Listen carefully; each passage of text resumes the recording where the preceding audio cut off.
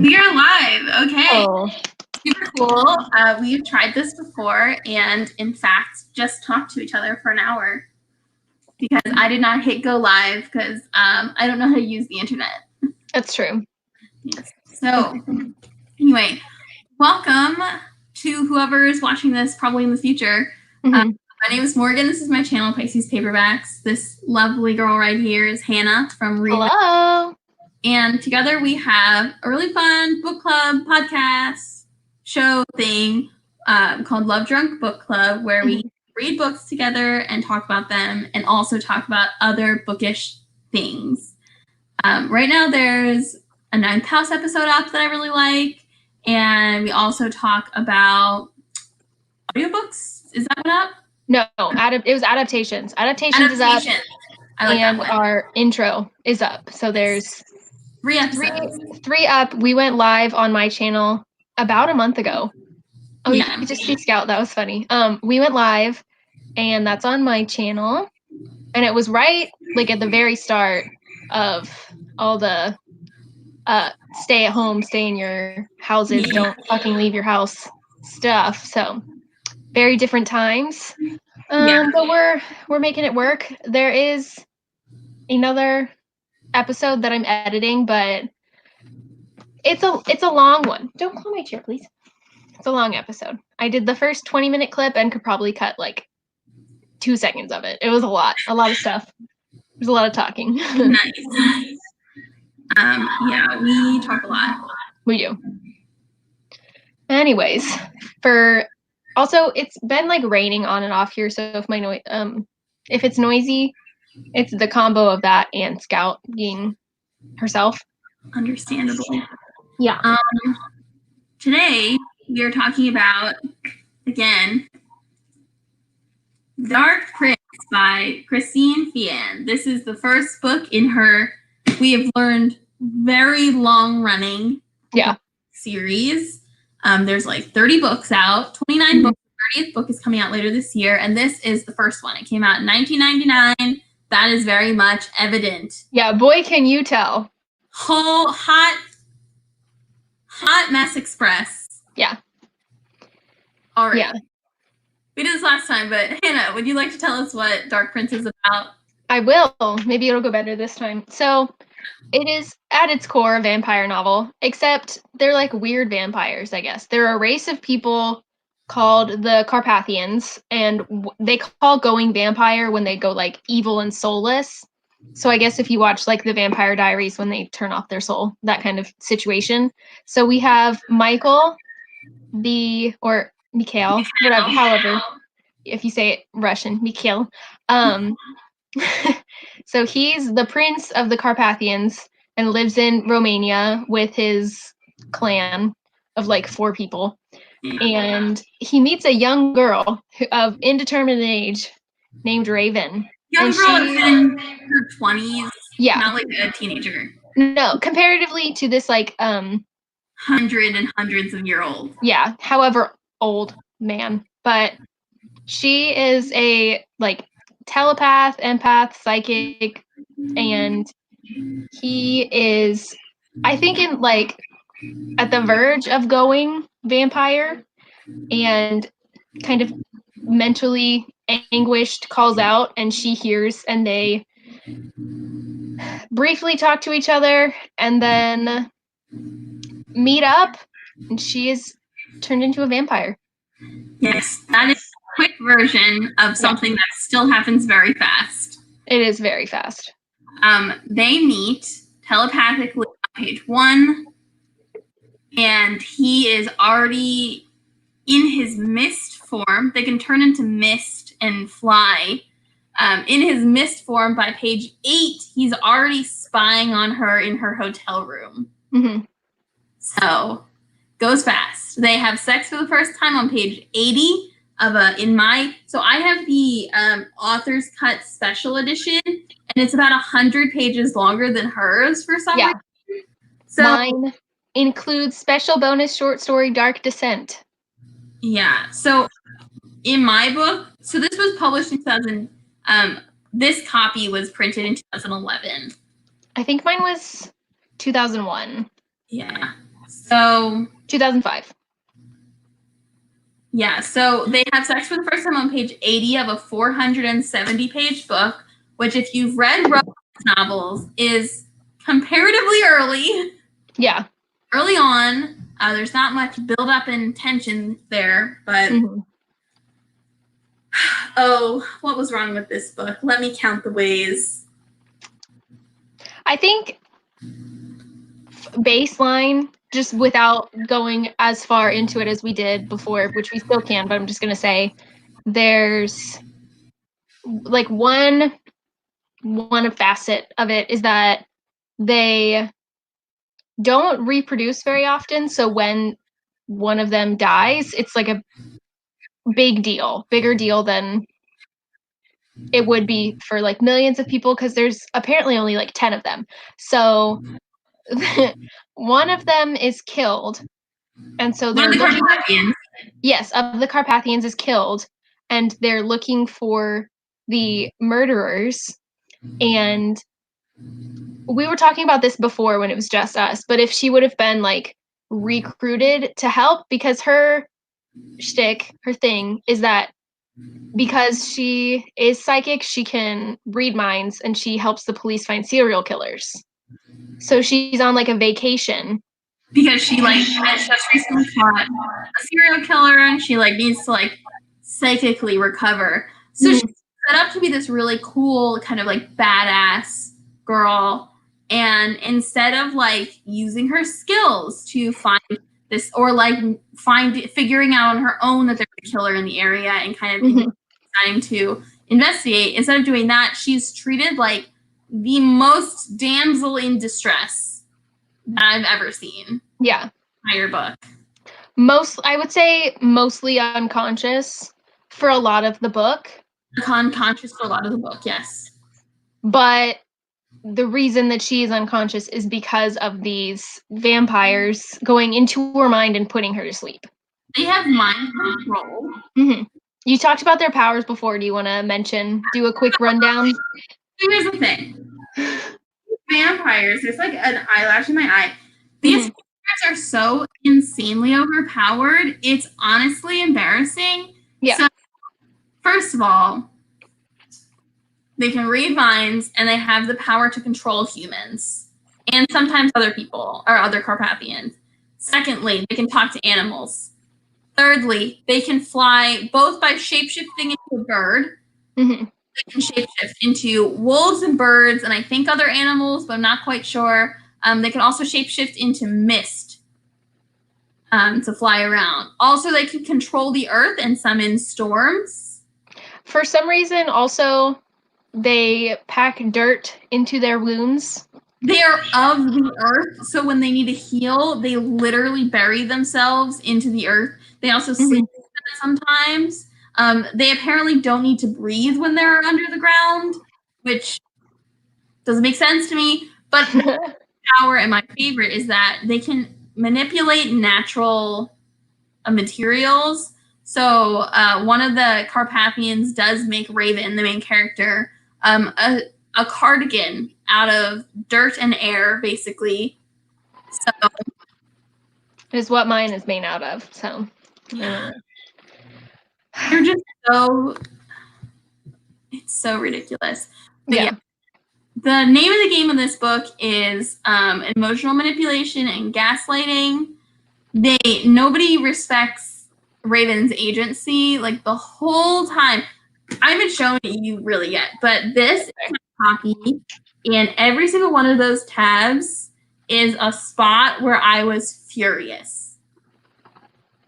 Because I was like, she is being emotionally manipulated. This is gaslighting. This is abusive. They're taking away her agency. They're not respecting her free will. There's a lot of very questionable consent, I would say. You know?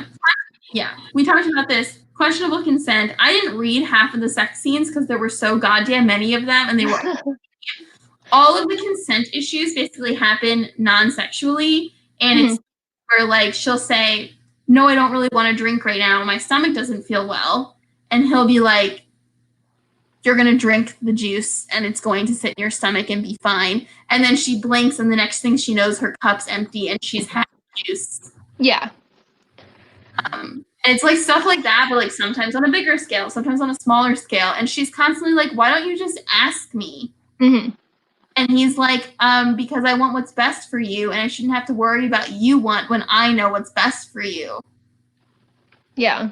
And there were some weird, I think it's supposed to be like, ooh, he's so old and ancient, but where he like doesn't want her to wear pants.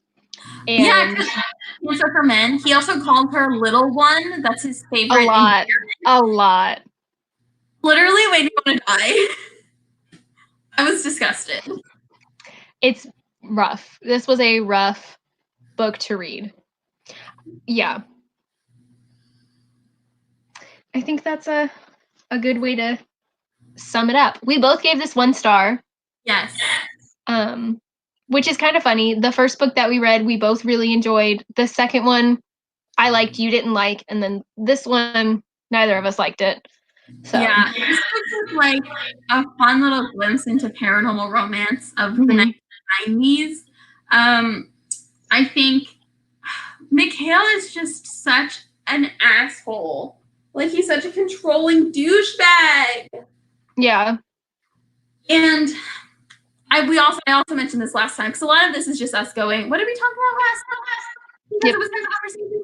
But something I talked about was I was looking through reviews of the book to make sure I wasn't like alone in my hatred. And well, first of all, this book has a 4-star rating on Goodreads, which is pretty good. Flat 4.0. It's bizarre.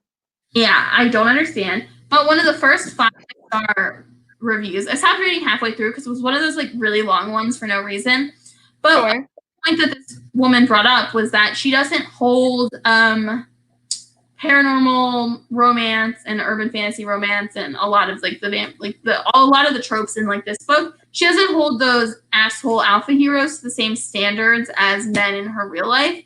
And like she can like reading about someone and not want to know them in person. And I completely understand that. I love me an asshole alpha. Like that's like one of my favorite tropes is I love like a grumpy like alpha dude falling in love with like a very rambunctious girl. Like I'm fine with an alpha asshole. This was beyond. It is, and I think last time you mentioned how you like life mates as a trope, and I do too. I think it comes up a lot in like other series, and there's a Cressley Cole series that I remember. I read it a couple years ago, so I don't remember a lot of it, but where it's like you read it and you're kind of like, but I think it's just like the early 2000s, 1990s thing in the same way that Dark Lover was. But this one, in this book and apparently later books, because we looked at some of the later books that come in this series where it's just like, if there's the midline where so many paranormal sit, it's like way over the line. Yeah. So there's one character in this book. His name is Gregory, but with an I instead of a Y. So the whole time I was going Gregory. But I guess they would need more eyes, right? Yeah. Maybe like Gori, something like that. Basically, one of the things I tabbed because I thought it was weird was this spot where Gregory is talking to Mikhail about how important it is that Raven doesn't like die and like he protects her. And then he says, I intend you to be the father of my life. So Gregory's like, Mikhail, just letting you know right now, I think your child is going to be my wife. Yes, we've been friends for 600 years. I hope this isn't weird. And everybody's just fine with it. And then one of the things that goes over the line is that in book 4, which is Gregory's book, her name's Savannah. She's an adult now. Basically, the first time they have sex, Gregory's like kind of walking the line between Carpathian and deranged vampire because he's alone so long and isolated or something. And basically, in a fit of madness, he rapes his life mate. And then the book is about them like coming back from that romantically. Yeah. So, you know, I'm just like not a huge fan. And I love like there's so many good destined mates tropes like that could be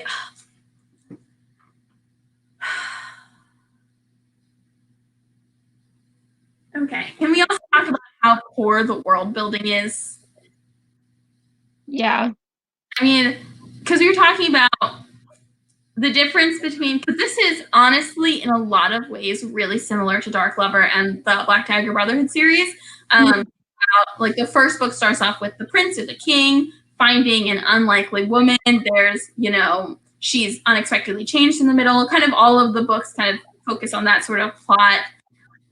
Except this book had the worst plotting and pacing experience because it has about 4 different climaxes where the book could have ended.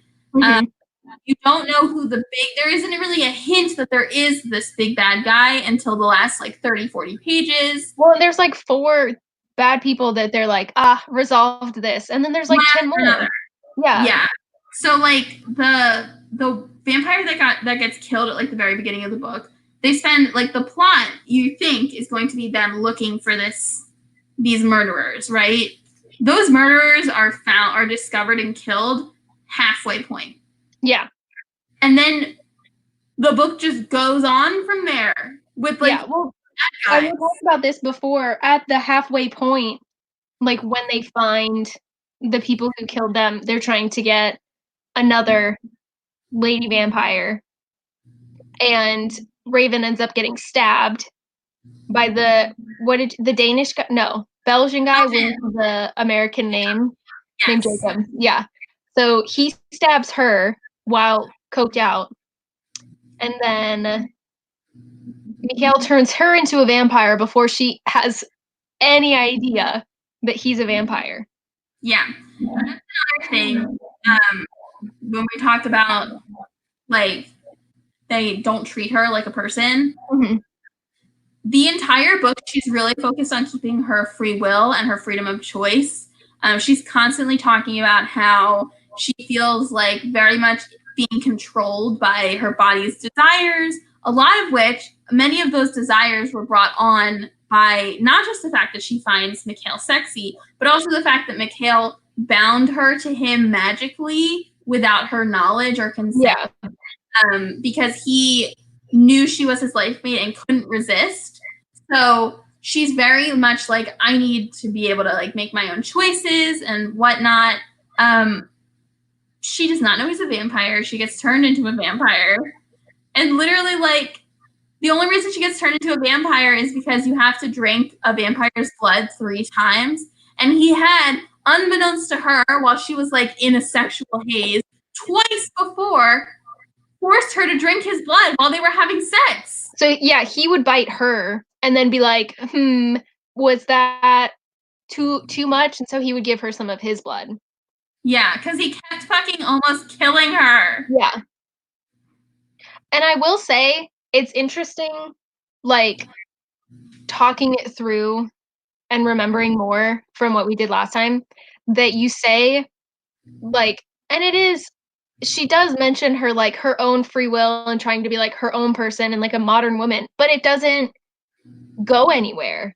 Yeah, you know? she never once, like, actually makes a decision and follows through and is successful, mostly because every time she makes a decision, that decision is undercut by the decisions then made by the vampires. Yeah. Oh my god, yeah. So she'll decide something and then they just go into her head and do whatever the fuck they want. Yeah, they're like, oh, you want to do that? How about sleeping for 10 days? So it's so weird that you would, unless it was like unintentional for her, the author, to be like, she's gonna do all this and then I'm fully convinced that the author thinks that she wrote like a modern woman. It was 1999, but there's, you know, like you don't write a line like the part where she's like, I don't know if I want to be with you because you treat women like second-class citizens. And then him going, it's not that I think women are lesser. I just need to take care of them because, you know, you're delicate. You need to be protected. And then she's like, you see, that's the problem. But I think that was written in genuineness without a greater perspective, because I don't write the rest of the book and the character of Raven the way you do, like the way it was written, without not being aware that you're constantly taking away your character's authority. What's it called? Autonomy. Yeah. Yeah. Well, and there's that whole scene where he's injured somehow. He gets injured a lot for the most powerful pre-vampire there is, that he has to go, or he gets knocked out by one of the other vampires, is like put to sleep, goes underground, something like that. And she's alone for what, like a day, 12 hours, 18 hours, something like that. And he has to, 1 day. Yeah, 1 day. And he has to put this guy like keeping watch over her so she doesn't jump off the balcony. Yeah. That scene is completely infuriating. Yeah, it's literally like she doesn't know why she's freaking out, because she's only known this guy for 2 days, and she's like in pain because of it. And then she like goes on the balcony to throw herself off the balcony, and there's just this old guy sitting there. He's a priest. Yeah, and then they spend the whole day with her going, I'm just so scared because I feel out of control of my life. And then he's going, hey, you don't have to feel out of control. Michael's a guy. Plus, he wouldn't have bound you to him for life if he wasn't under the impression that you had told him you were cool with it. So, like, really, it's your fault that you're here, and you just have to love him because he's a good guy. Do you think that they, there's something on my laptop, put like I'm just thinking about it now, but that you like mentioned the priest again, that there's like some weird, like, Jesus complex? I don't know if they have on Michael. I'm not really good at picking up on stuff like that when it's like, but there was a lot of discussion of God. There was. For a vampire romance novel, Mikhail goes to church every Sunday, it was mentioned. He's best friends with a priest. Raven is very concerned about being married in the eyes of God. Well, yeah, because before he even like he's like, oh, we're married, and she's like, what the fuck? Yeah, but like he like goes to he's like troubled about being drawn to Raven, and so Mikhail goes to visit the priest, and the priest is like, don't worry, we're all children of God. And like that like kind of discussion comes up several more times, which is like fine, but I kind of don't expect it in my smutty vampire romance novels. Oh my god, she's so cute.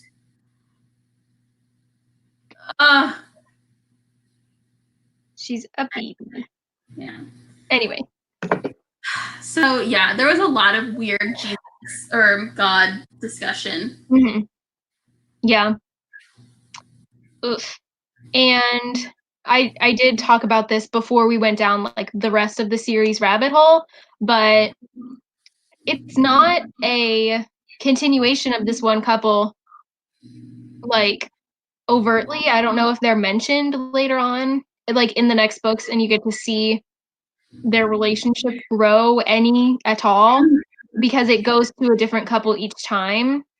Yeah. But that's my preference for romance series, though. I like when they're all like different couples. I do, but this one felt unfinished. Yeah. What a stupid book. They have sex so many times. They do. Which, like, usually I'd be like, hell yeah, get it on. Except for the fact that they had less than zero chemistry. And all the sex scenes were exactly the same. Yeah, well, and you didn't even get the chance to like know them as separate characters before they were like a couple, like together. That you have like there's no sense of either one of them to base it on.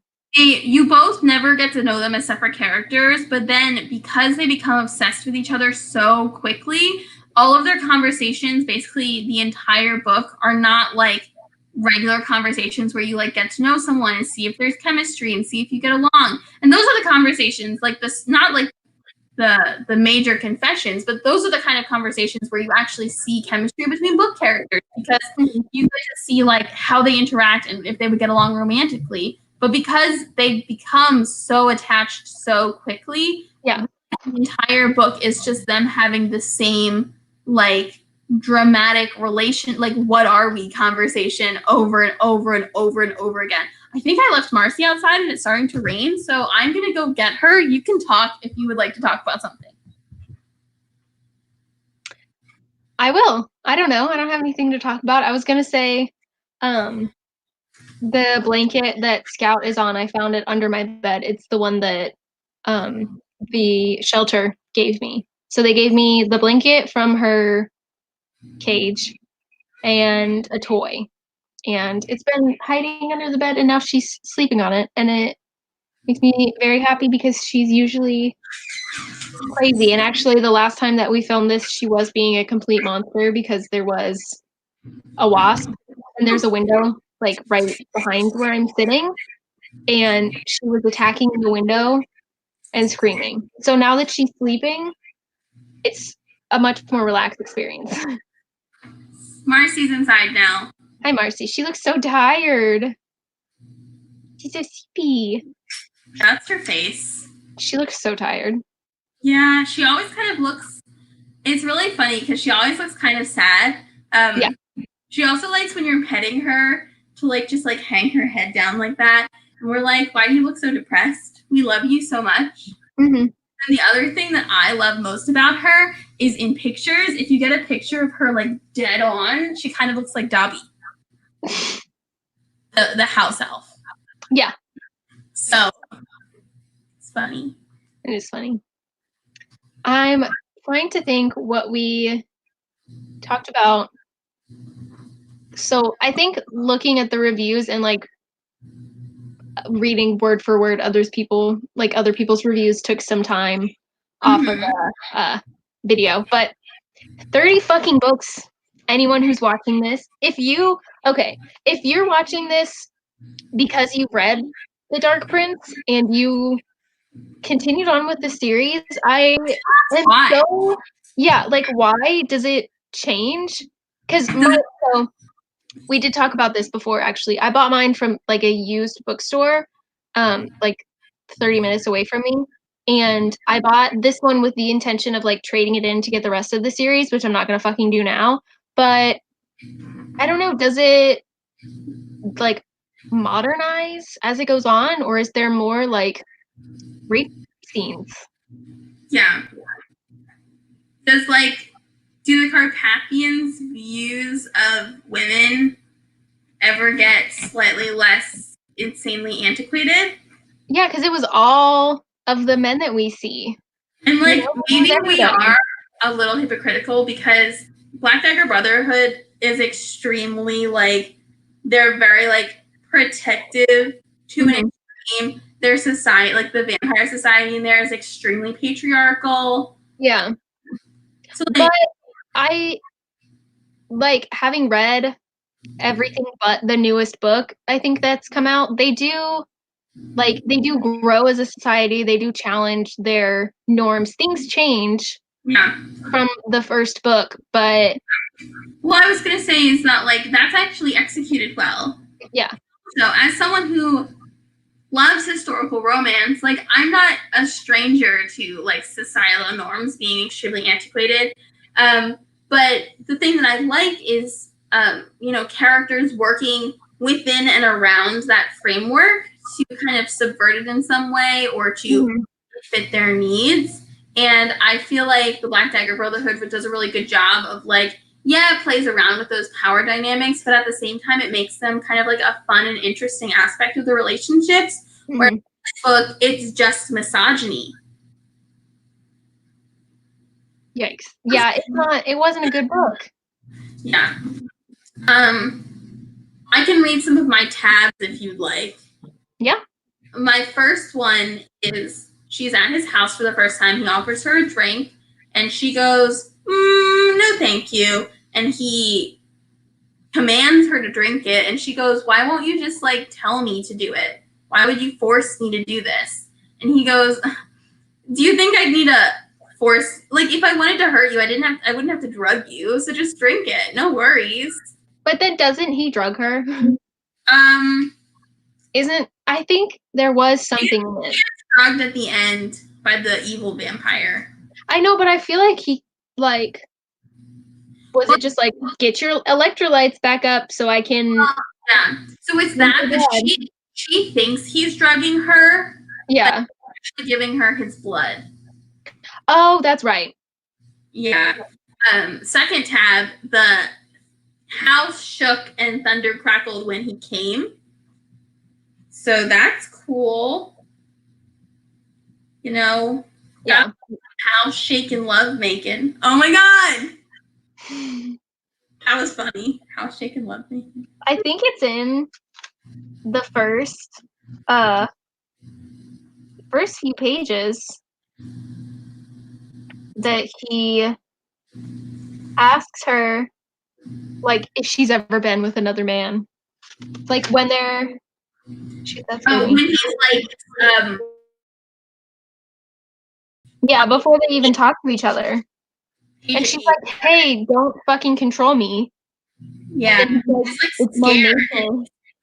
Oh, the whole book is just a series of her being like, you're scaring me. I don't like when you control me. And little one. I would never do anything to hurt you. If I'm controlling you, it's because it's for your own good. Yeah, 7 pages into my book. What does it say? Has another man touched you like this? Oh, yeah, because of the first non-con sex scene. Yeah, because she wakes up in the middle of the night and he's telepathically like... In her pants. Yeah, in her pants. Yeah. The next one that really pisses me off, page 119, they're sleeping together, just sleeping. Mm-hmm. And she snuggles into him with the innocent trust of a small child. 2 sentences later, it's, he touched her because he could. And it's just, like, weird. Mm-hmm. Makes me uncomfy. It is uncomfy. It is super uncomfy. I feel, okay. I don't know. Do we talk about the villains of this? Because I feel, so the first one was 2 random guys that I don't remember, and then someone who lived in the town, and then that guy's wife, right? Mm-hmm. And so they killed the first lady vampire. Yes. And then are searching for another lady vampire, and this is before Raven is turned into a vampire. She stumbles upon them. This is the day that Michael's unconscious. That's right. So it's the same day that she wanted to jump off the balcony because she couldn't talk to him. So he's not awake. She's trying to call to him. Nothing's happening. She gets stabbed by the guy on cocaine. Yeah. And I think it's interesting that these are like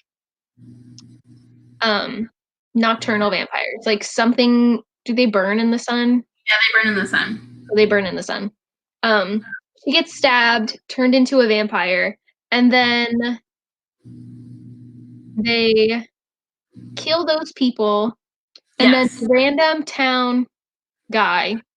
Somebody whose parents were killed because they were vampire hunters just then. His parents died, so he's like grieving, and he decides to wander around in the woods. So Raven, who is now a vampire, so it's like 10 days later, I guess. Probably. She's decided to sneak out of the house because Mikhail locks her in, and she's like wandering around at night and runs into him and like comforts him because he's grieving. And then Mikhail freaks the fuck out. Mikhail freaks the fuck out, and then the guy sets their house on fire the next day. So because he's... I get it. I think if Mikhail hadn't acted the way that he had, it would have been a little better. Yeah, he wouldn't have gone home and been like, God, I hate that guy. And then like looked through his dad's stuff and been like, oh fuck, he's a vampire. And he has like entranced that girl. I'm gonna go burn his house down. Yeah. Then it leads into a scene where it's the second time where, against her consent. They have to bring Raven underground to heal or to hide. She like has a deep fear of being buried alive, which valid. Sure. And they're constantly like, you don't need to breathe under the ground. We're vampires. Don't you get it? Like, you idiot. Do not make me go underground. I'd rather die. Yeah. And he's like, whoop. And in that case, I do see it. It's like she literally would die, and he knows for a fact she wouldn't die. She did the other thing. But it's like, the problem is that it's part of a pattern. If that was one situation where she's like, why would you do that? I don't feel like I can trust you. And then he's like, I knew for a fact that you would be okay. And in this one situation, I felt I needed to protect you to do what was best for you. Like, that's understandable. But it's part of the pattern of controlling behavior. Mm-hmm. So the house gets burned down around them. Mm-hmm. They come out, they emerge, and this is when Gregory says, like, well, I had to make sure she didn't die because she's gonna be my baby mama's mom. Yeah. Yes. And then I don't know where they go from there. I don't remember what happened at this point, but then they are that's when she's at the cabin with Jacques, and Mikhail and Gregory go to investigate Rudy. That was his name, the guy who set the house on fire, at the hospital. That's right. Rudy confesses through like his thoughts or whatever, all of the people that he sent the proof of vampires to. So then they go to Rudy's house, and then they realize that someone kidnapped the priest. And so they follow the trail to see if they can get the priest back. But then they realize it was just a trap so that they'd be separated from Raven. And then Raven gets kidnapped by the evil vampire who before this point we didn't know existed.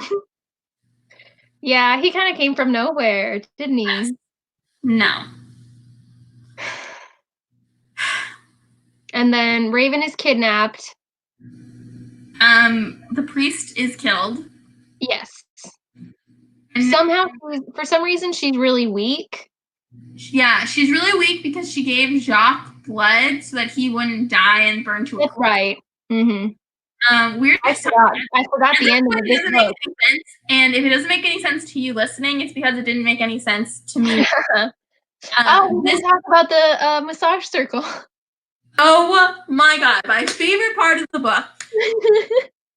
So Raven's really sick because she got stabbed multiple times, of course. And so Mikhail is like, you have to drink my blood because you have to become a vampire or you're going to die.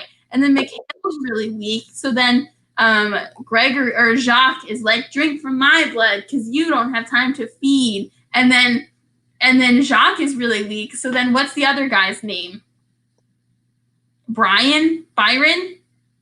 I guess so. There was one other, was it Andre's the bad guy? Who was the third book about?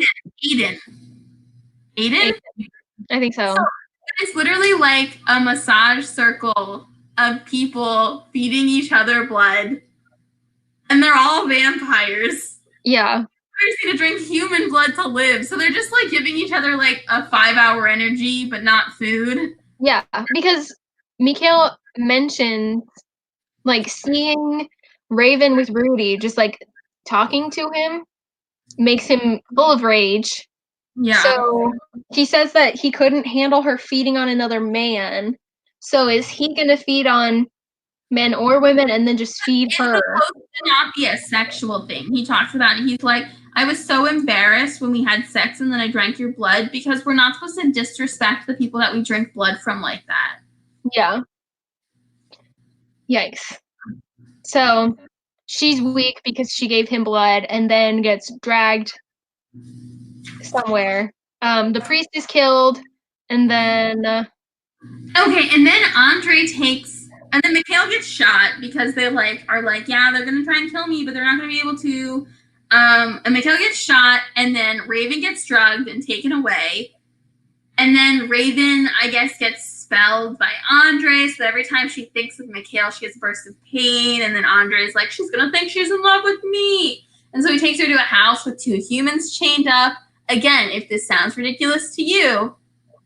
It was the most bizarre thing. It was so, like, and then jarring. Over the course of, 5 pages, apparently she, like, develops a really close bond with Monique, the girl who was, like, chained up. And then, they just, like, make him forget. They're just, like, buds. After that. And then they kill Andre, and then it's over, and she turns into a bird. She does turn into a bird. They have this whole, like, weird moment where he, instead of, like, going into her head, pulls her into his head right before Mikhail's about to kill him, just to be like, look how mean he is. He's gonna kill me. This is who you're married to. He's gonna kill me, who has done nothing wrong. You have no reason. You have, like, all the reasons to be upset about this. And I was like, that's so fucking weird. Where did that come from? Yeah, I don't know. You know what I'm trying to find right now? I'm trying to find the scene where he proposes to her. Dropped one of my bookmarks. Because they're literally, like, doing the most mundane thing ever. It's, okay, this is one of the times where I was sitting there like, this is badly written. The transition between scenes and things happening are terrible. Like, there will be a line that sounds like it's in the middle of a conversation, and the next sentence is, Mikhail turned into a bird and flew back home. I'm like, yeah. But, like, they were literally just, like, going back to somewhere to, like, investigate something, maybe, and he goes, by the way, do you want to, like, get married the way that your people get married? And she's like, yeah. And then 4 books later, they have a grown child. Yeah, 4 books later, they have a grown child who is being assaulted by their best friend. Woof. Anyway, what a fun, great, wonderful time this book was. Oh, I didn't even get to talk about Jacob. So basically, yeah, Jacob and Raven have 3 scenes together. 3. The first one, she accidentally slept through lunch, and so he knocks on her door at the hotel and is like, hey, are we still on for dinner? And she's like, I'm kind of sick. 2, the next day at dinner, she walks downstairs with a headache, and he touches her arm, and Mikhail feels her, because she's kind of uncomfortable touching people because of the whole telepathic thing. So Mikhail feels her in pain because Jacob touched her arm. And so Mikhail telepathically starts choking Jacob to death, and only stops when she's like, please, for the love of God. And then he shows up, and then he's there. Yeah, the 3rd time they have a scene together is when she stumbles upon him and the other people trying to dig up the vampire to kill her. Yeah.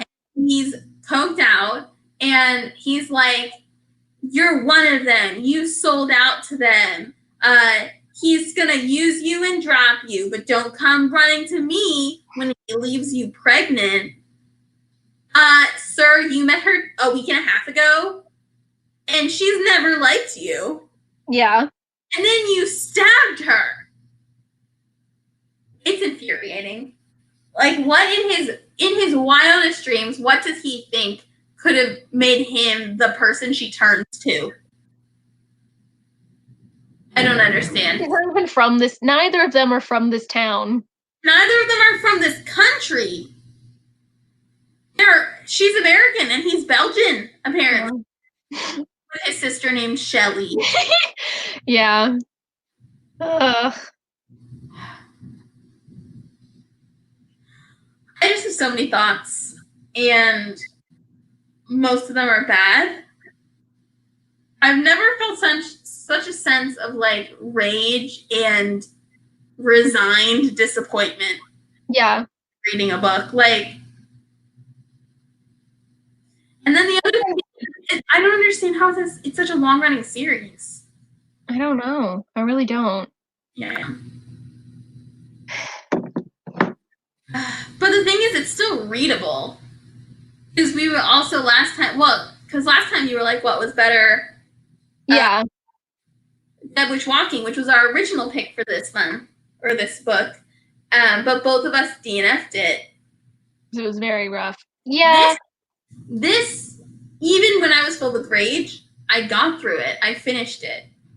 Dead Witch Walking was incoherent.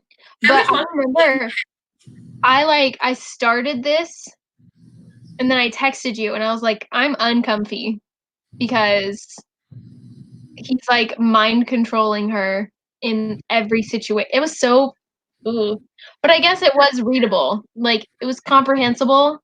It's comprehensible. It has like kind of that typical, almost bodice rippery kind of like tone. What's it called? Like purple prose. Yeah. We're like that. So it's like you get through it, but it's not like a fun time. Yeah. No. So, oh my god. I don't even know how it happened.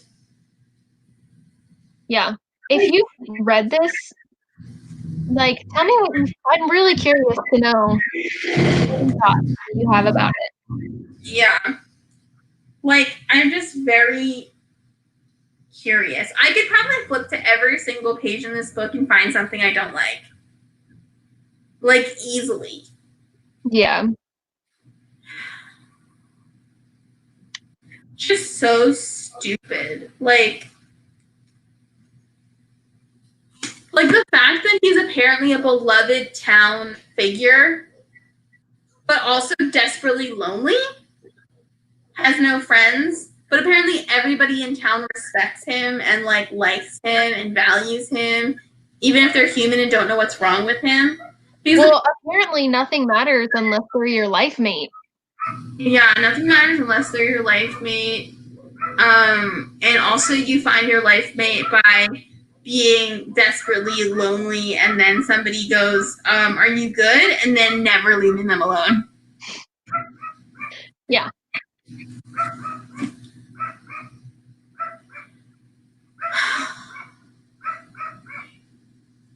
Like, what else is there even to say? I think we summed it up. Yeah, this time we did not touch on the inconsistencies of naming. The fact that Mikhail's name is probably, Eastern European, and his brother's name is Jacques. Jacques. Yeah. I mean, Gregory. But his other friend is Aiden. Mm-hmm. I feel like, wasn't Gregory like their healer?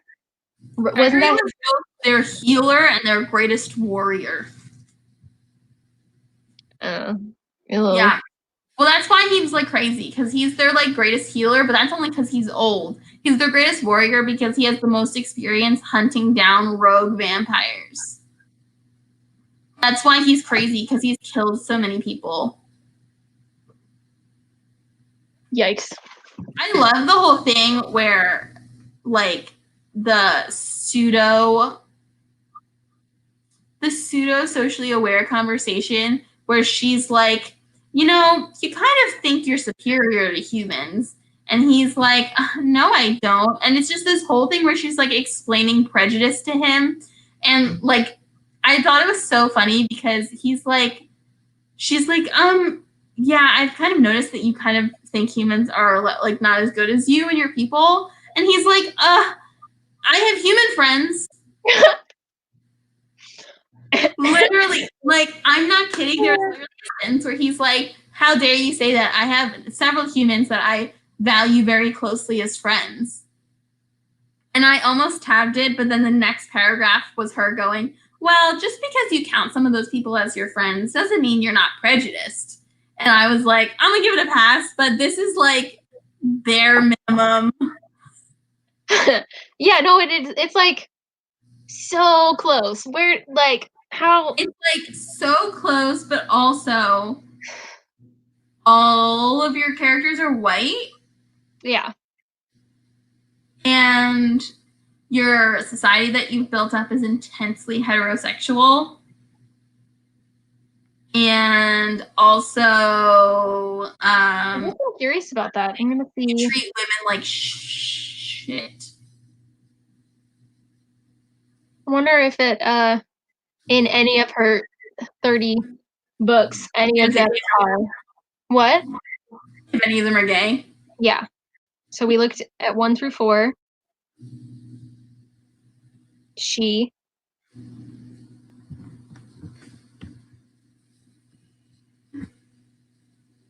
She.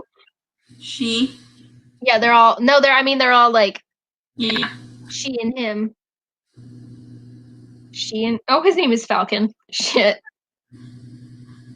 Let's see. Gabriel, Francesca. I'm just gonna read their names now. Gabriel and we don't even know a Gabriel. No, not yet. There's Lucian and Jackson, but she's a girl. Her name is Jack. So cute. Antoinetta and Byron. Did we meet Byron? No, Byron, finally. Yeah. Joey and Trayan, which is the novella in here that I just hit my.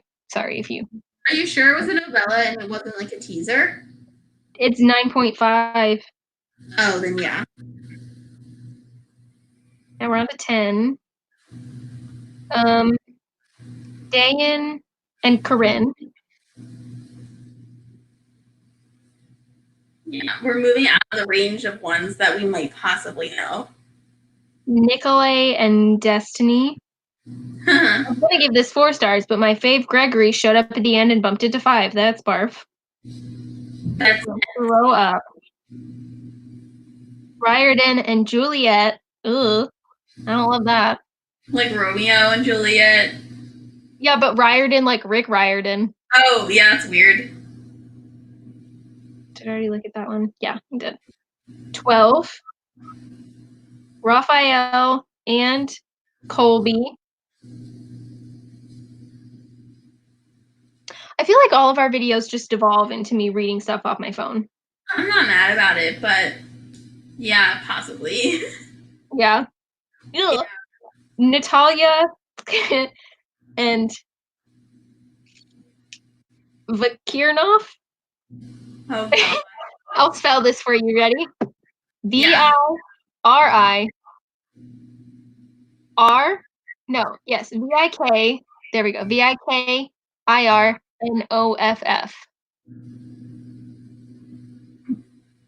Vikirnov. Sure. I'm gonna call him Victor for short, or Vicky. Victor Carlisle. Is it Carlisle? No. Oh, I wish there was. I love Carlisle. He was really bland and kind of a sucky character, but whatever.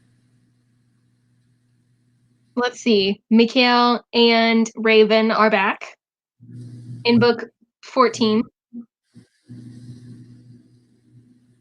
Oh, I was like, who the hell's Raven? I meant to say why does that sound familiar? Manolito and Marianne. So it sounds like they're all really straight at this point. Yeah. A dedicated counselor for battered women. That is heavy-handed. Let's see. Laura and Nicholas. I like how there's a Nikolai and a Nicholas. Mm-hmm. Ivory and Razvan. R-A-Z. Names. B-A-N. Razvan. I don't know about that one. And that's when I say, J.R. Ward, I'm fine with it. All your extra is. J.R. Ward has ridiculous, stupid names, but there's a theme. Yeah. Stay committed. These are all over the map, man. They are. And then this lady is Solange Sangria. and her partner. His name is Broderick the Terrible.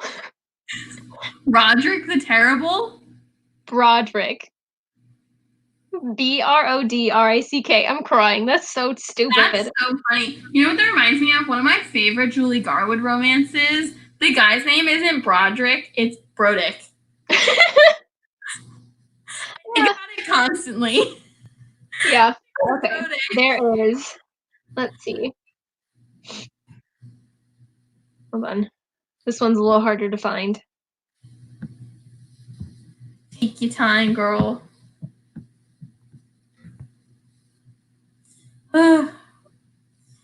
Okay.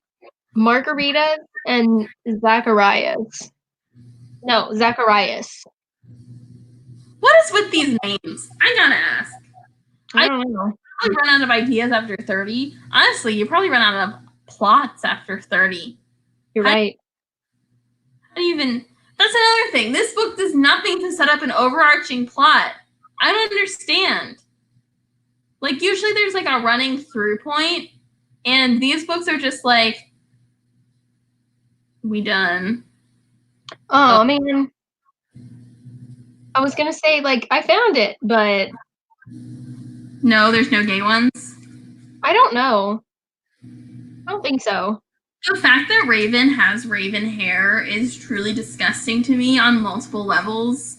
I don't know if I can express that enough.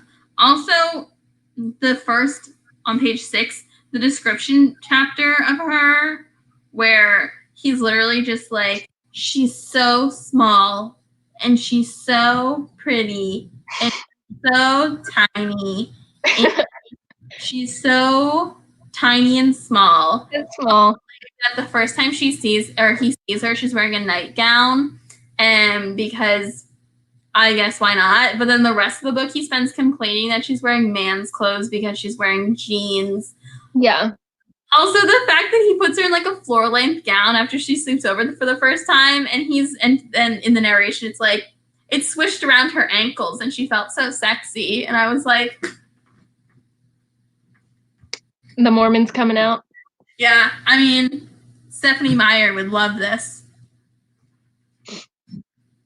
This one, it mentioned a lot of a man, so I thought it was a gay one. But it's not. It's Mitro and Arabelli,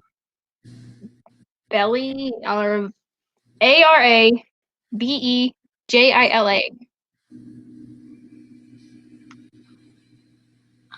I was really Arabella until you got to the end there. Yeah, it's the J that throws me off. Yeah, I don't know what to do with the J. Let's see. Oh gosh. Here, look, it's Tatiana with a J. T-A-T-I. J-A-N-A. Tatiana. Yeah, sure. And Fenris. And I think he's a werewolf. Oh. But can't they all just turn into wolves? I don't know. This one is called Dark Lichen. Like lichen as in wolves? Yeah. Yeah, that makes sense. I love how they like play chess that one time, and it's kind of brought up in the kind of the context of their like a match for each other's minds, but they never have one single intellectual conversation the entire book. Literally the entire book is her going, I need some space, and him going, oh, so you want me to die? So you want me to never talk again? Yeah, like, you want to think about things? Yeah. You mean you hate me? Okay. 22, Dimitri and Skylar. Yeah. That's it. 23, Zev.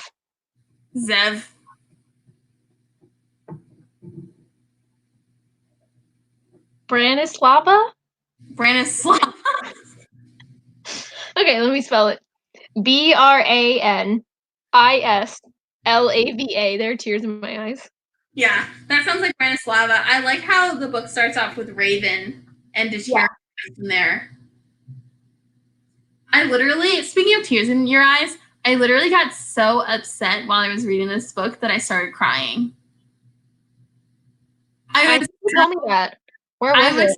So, just like multiple times throughout the book, things would happen, and I'd be so upset because they were gaslighting her or emotionally manipulating her. There was a lot of like, if you leave me, I'll kill myself situation-esque conversations. And there were so many times where I was so frustrated, I literally teared up and started crying. And I was like, I can't take this anymore, but also I desperately need to know what happens. But payoff isn't even good. No, it's not. Oh, my hair. So, what a hot mess. I'm at 23.5. You don't need to go further. That's enough. I'm gonna keep going. You have to hear the names. Committed? Yeah, I am. We're gonna do it. We're gonna power through. Yeah. It's Maxim, Maksim, and Blaze, who is a girl. Blaze is a girl. We love heterosexuality, apparently. Mm-hmm. Let's see. It's Andre and Tegan. Ew. Oh, I just love this. Mikhail making executive decisions for Raven, never listening to her opinions. We love it. We love it. Okay, apparently this one's a trio, maybe.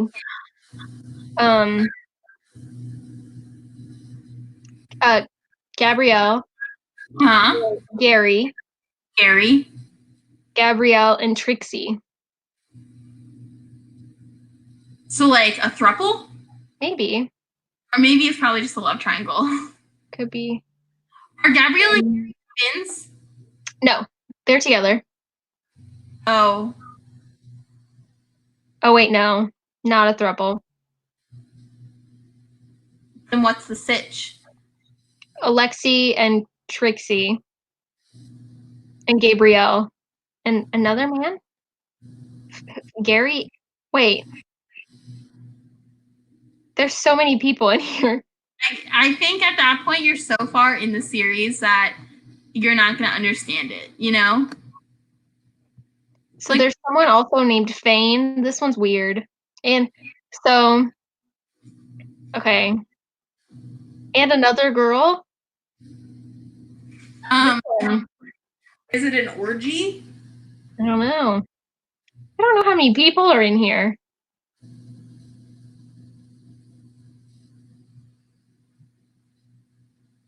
My God.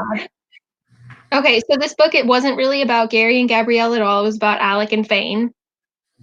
Not that I know who any of these people are. Yeah, you're too far in. It's like when you talk to someone who's like really, really into some sort of subculture, you're not into it all. And then they say like one sentence and you know like two of the words separately. Charlotte and Tariq are 26. So we're almost done. Nearing the end. Yeah, 27. Emmeline. And can I talk about how bad the world building is? Yeah, his name is Dragomir. Oh, that's hot. For sure.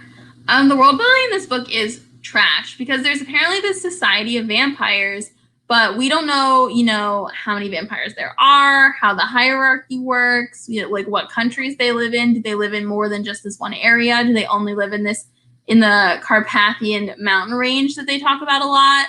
Like, how does that all work? Because I was thinking, and like, there's a one point in the book where he's like, we don't need to tell Raven about like the origin of vampires because it's too much for her to handle right now. We'll get there later. But at the same time, we never find out about the origin of vampires, which is completely I feel like since so many people are being introduced that it's supposed to be like a later thing. I'm not trying to give this book any points at all. I think it was something that she like forgot. And was like, a lot of people. The only thing is that like every other vampire series that I've read, there's like some like hints. Yeah. Like in Twilight, they just do like she's like, but where do vampires come from? And Edward's like, where do all of God's creatures come from? Situation. And then in Cat and Bones, we get the whole like, there's the Bible debate. Yeah. And then what was the other series that I was thinking about? In Black Dagger Brotherhood, we get like the kind of like we start to get hints of what their religious system is and how vampires were created by the scribe virgin, right? And then I'm really thinking about is the Argano series, which is a contemporary vampire romance series by Lindsay Sands. And Sure. that, in every book, you get the same amazing explanation of where vampires come from. That is my favorite vampire origin story I've ever read. I'm going to tell it to you now. Ready? Mm-hmm. Atlantis. In the ancient society of Atlantis, they were so technologically advanced, they created nanobots that they injected into your veins, right? And they would fix all your ills. But then when Atlantis sank, all the people with nanobots survived, and they adapted because you need blood to fuel the nanobots. So they adapted to become vampires. And so it's like, yes, they have telepathic abilities and can kind of like control humans' memories, right? So that's like kind of like psychic supernatural content, but theoretically, that series is a sci-fi series. You said it was contemporary. I'm so that's jealous. what I love about it. It's a contemporary vampire romance series, which in no way implies Atlantis or nanobots. Yeah. It's my favorite thing that's ever happened because it's single way ridiculous. What the fuck? Like, okay, I literally read it. What? What do you say? You read it and what? I don't remember that. I literally read it and was like in shock. I could not believe that that was the origin story she decided to go with instead of like 800 years ago, someone met a wizard and he was mad at us and then we became vampires. Like, that even makes more sense. I took a I can't remember like the technical name for it now, but it was like a zombie microbiology class. Mm-hmm. And one of our big projects at the end of the year was to like try and think of an actual like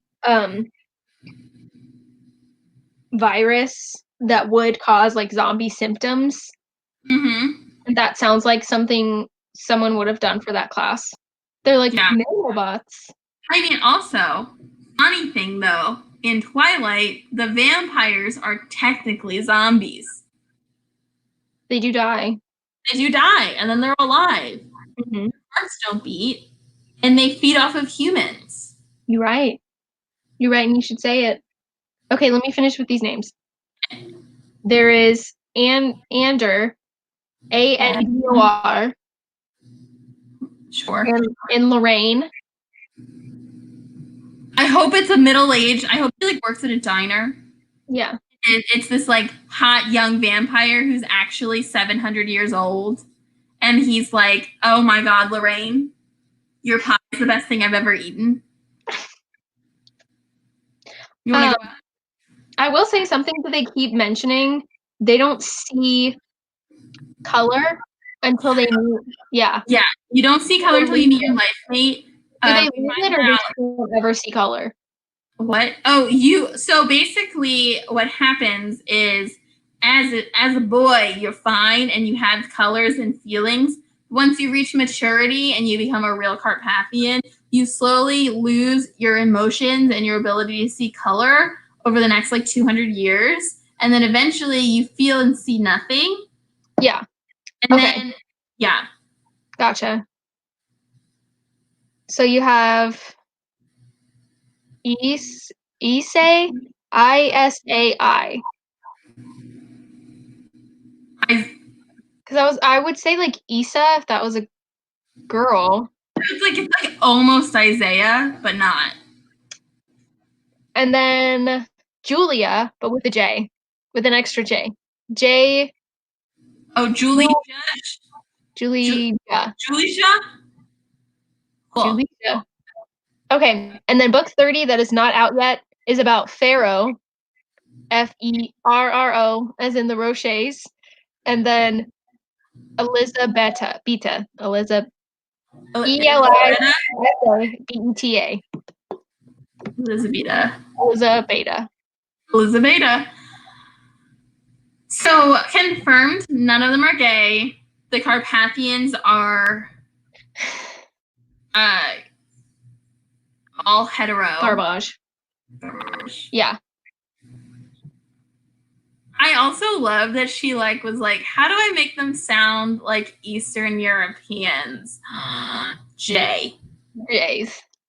Dimitri. Julija. What was the other one? Tatiana. Janja. These were rough, but they were very funny. Very funny. Yeah, I'm never gonna open this again ever in my life, and it's gonna sit right there on top of my other most right over there on top of my other most hated romance novel, and I'm gonna keep them forever so that no one else ever has to look at them. I'm going to trade mine in as soon as possible. I don't want this anymore. I don't want it. Yeah. Oh, can I read the praise for Dark Prince? Okay. One of the best current voices in the darker paranormal romance subgenre. Don't know. Feehan has a knack for bringing vampiric Carpathians to vivid, virile life. I wouldn't say virile is the best word, especially since fertility issues are like they were bad. of the book. I hate to say it, but it's true. Actor Bram Stoker, Anne Rice, and Joss Whedon, who created the venerated Buffy the Vampire Slayer, Feehan is the person most credited with popularizing the neck gripper. First of all, I've never heard vampires called neck grippers. Second of all, I don't think that the guy who wrote Dracula, the woman who wrote Interview with the Vampire, and the guy who wrote Buffy the Vampire Slayer would in any way be compared to this. You're right. I would say they're completely different genres, except the vampire is kind of a romancy thing. And then the last one is from Romantic Times, and it calls Christine Feehan a magnificent storyteller. Don't know about that one. Yeah. But, I mean, she did manage to write 470 pages of the worst. So, yeah. Do you think we should call it? It's been an hour. Alrighty. So, you can find me on here. This is my channel. And Twitter at Morgan the First. Yep. And then Hannah's channel is linked in the description. And it is Read with Hannah, also the same on Twitter. On Twitter at Love Drunk Books.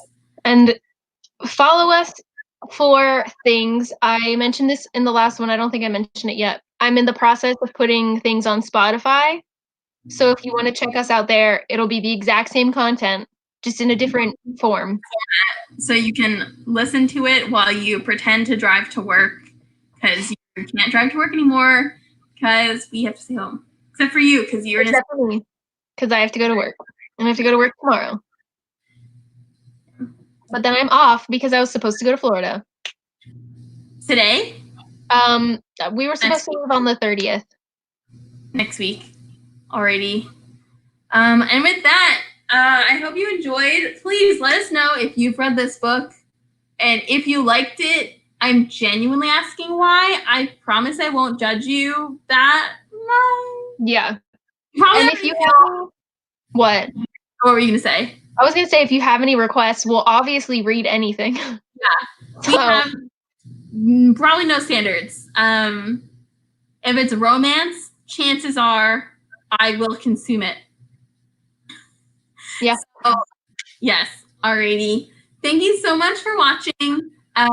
We hope you enjoyed our lovely Love Drunk books. We have not decided on our next book or our next topic, so stay tuned.